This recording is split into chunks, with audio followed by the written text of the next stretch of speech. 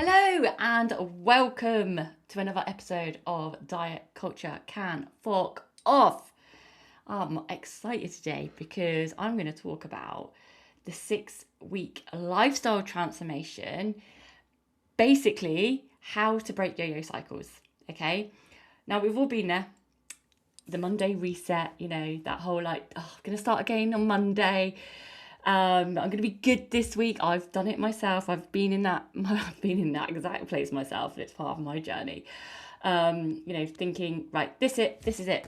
This Monday, I'm not going to eat any crap. I'm not going to eat any sugar. I'm not going to eat any cakes. I'm going to be good. But by Wednesday, things start to find harder. Maybe the social side of things start happening. Or you've just but I really want the office chocolate, or whatever it may be. You want to go out for dinner. By the weekend, the fuck it button happens. You want all the sugar, all the sweets. You go out for the weekend, you're like, fuck it. Just hit the fuck it button. And then the guilt sets in on a Sunday. You're like, oh, why did I do that again? Why did that happen again? Why can't I stick to anything? Why don't I have discipline? Why don't I have the willpower? And then you end up starting over again. This Monday, I'm going to be better. I'm laughing because I've been there myself and I've put myself in this cycle, and I know, telling myself, you can do it this time you can do it. And you just get trapped in this thinking that you're a failure every time that you go around. And actually it breaks you a little bit more each time because you start doubting yourself, you start not trusting yourself. Think about how many times have you done that? Maybe in the last year, this year, even if you want to think bigger picture, how many times in the last 5 years? How many times has this cycle been taking up your life? Because I will tell you now that it's not a willpower problem whatsoever. It is nothing to do with your discipline, because they are finite resources. If you've listened to me enough, you know I bang on about this. They're finite resources and we shouldn't be relying on them. That it's not. So they're not the issues. What the issue actually is a system problem. So a problem with the way that you're approaching things, that it's basically all or nothing thinking, that I need to be all in, cutting out everything, restricting, everything needs to be perfect, following whatever bullshit that diet culture told us. That is what it told us. Well, oh, you're so... Do you ever get those comments? I did when I was younger, when I was heavily restricted. Oh, you must be so disciplined and da-da-da. And it really, ingrains in you. So you think that's what the issue is, but it's not. It's a system. It's thinking that you need to be all in, so strict, so disciplined with this willpower, all this stuff that is just impossible to sustain and actually live a proper lifestyle. So let's talk about what actually breaks this cycle, because it's all well and good saying, yeah, we know what the problem is, but how are we going to break it? So first of all, mindset. This is not the thing that should be last. This should be something that is included from the start. You cannot out discipline a belief that you're bad for eating carbs, okay? You cannot out diet a poor relationship with food and a poor relationship with your body. This what needs to start with the mind, and understanding the beliefs that have been holding you back.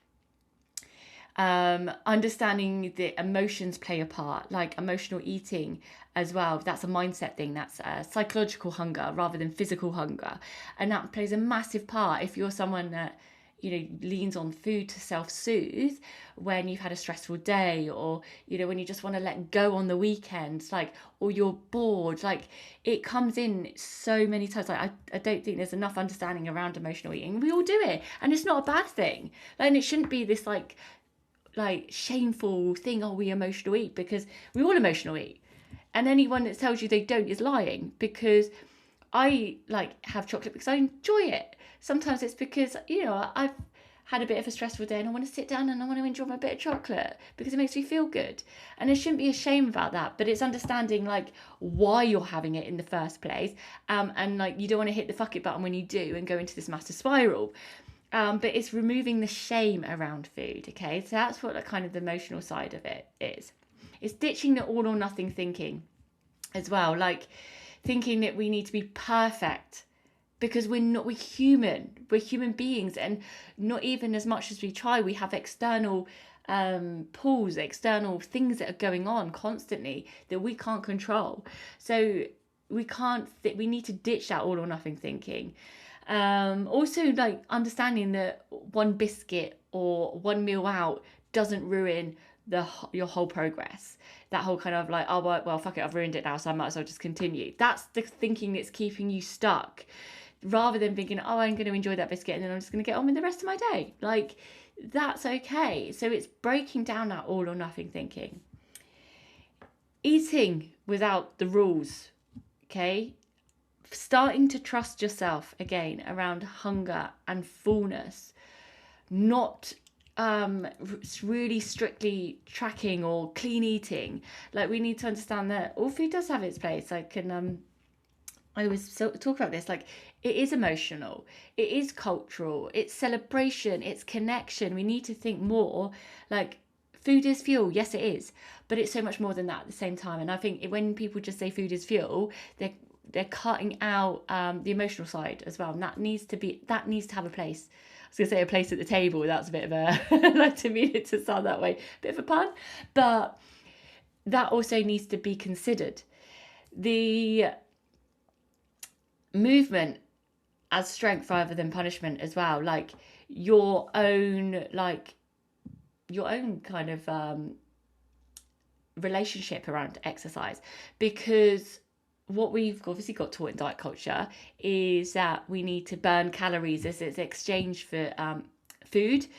Like, food and exercise has got this constant exchange going on, when actually movement is more than that. It's about strength. It's about doing it for your own lady self, being able to keep independent, being able to keep healthy, strong, being able to do things for yourself as much as possible. Like, I struggled with this myself. Like, when I think I talked about it on my last podcast, didn't I? That I was someone that needed to burn calories all the time. I'd be checking my heart rate, checking how many calories I burnt, because that was what I was tracking. That's what I thought mattered. And it was a bit of a head fuck changing over to strength training when the calories weren't showing, on my watch, like having it show burn. And yeah, trying to change my mindset around that. And that's what it was. It was the mindset around exercise and how I was viewing exercise. Now I barely do, like, I was doing a ridiculous amount of cardio for as long as possible I could, probably 5-6 days a week, maybe 7 sometimes if I could. Don't do that now. I do like 2 half-an-hour sessions a week, and obviously I'll walk the dog and stuff, but I'm talking about like running and the stepper that we all love to hate. Anyway, that's what I do, and I had to go my own journey with that, with the mindset side. And that's what it is. It's the mindset side. The consistency, like, as well. I think we get so wrapped up in that consistency needs to be this, like, same thing every single week. And all our weeks look different. We are busy. People are busier than ever right now, okay? Like, we have very busy lifestyles, a lot of pressure on us, lots of responsibilities. So you need to be able to understand that consistency comes with flexibility. That might mean that some weeks you're able to do a 30 to 40 minute workout. Sometimes it's a 20-minute workout. Sometimes it's just 15 minutes of movement that you can get in. It doesn't need to be the same each week. But what builds consistency is doing something. Doing 6 weeks of that can really build up a rhythm. And understand, like, how to build in that flexibility, how to adjust workouts so they fit around you and your time, rather than trying to fit an approach, should I say, or trying to fit an approach that was never considering your lifestyle or your responsibilities, or the fact that you're probably running around half the time trying to look after everyone else. Like, you need to build up flexibility, and it's okay that not every week is going to be about pushing forward. Some weeks are just about maintaining, and I think we lose sight of that when it comes to consistency. So those are the things that break the cycle. The mindset is first. Working on, like, emotional eating as well, like ditching the all or nothing thinking, eating without a rule book, movement as strength and not punishment, and building in consistency over the intensity. Once you do that, it's like your mind becomes more clearer, because I know right now you're like, I have not got capacity for this. But the thing is, your capacity is being taken up by worrying about your body, worrying about what food you should be eating, trying to be perfect every single week. And that's actually taking more from you than actually if you just took a moment and worked on these things. The food noise, it goes quiet. And I'm someone that would never thought that food noise would ever go away, but it will. When you understand your body and trust it again, and really build in the foundations of nutrition and what works for you, that food noise disappears. When you're not in this kind of whole cycle of, fuck it button on the weekend and being perfect in the week, that's what helps to that food noise go quiet. You're not at mental war with yourself anymore when you look in the mirror or getting dressed in the morning. Like, you feel confident in yourself. You look in the mirror and you're like, yeah, I feel good today. I feel strong. You appreciate your body for what it actually does and how strong you feel.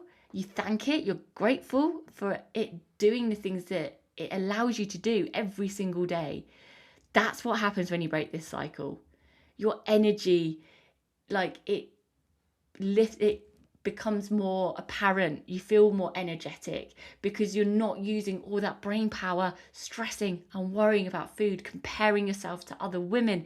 You're not like worrying about how you look in your outfit. So that energy comes back to you. It's I see this all the time, and that whole, like, you feel like yourself again. Like, you're not this distant, of feeling distant from yourself or distant from your body. You feel like at home again in your body, not at war with it.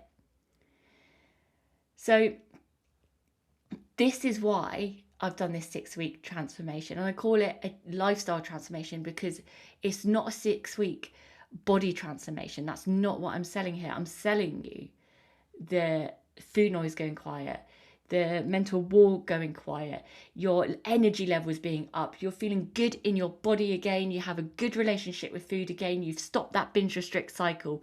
That is what Misfits is. It's about that freedom. This is about feeling free.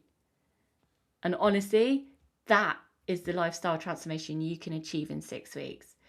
Now, I want to tell you about Rosie.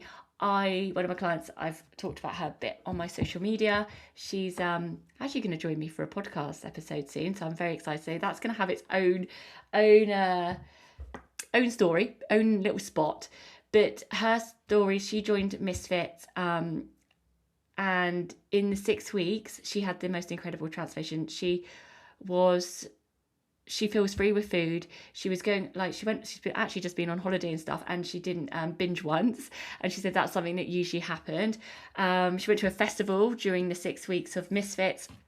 Again, she actually enjoyed it. She felt more in control. She started to buy clothes that she hadn't worn for a long time, like a skirt, denim skirt, something that she hadn't felt confident enough to wear since she was a child.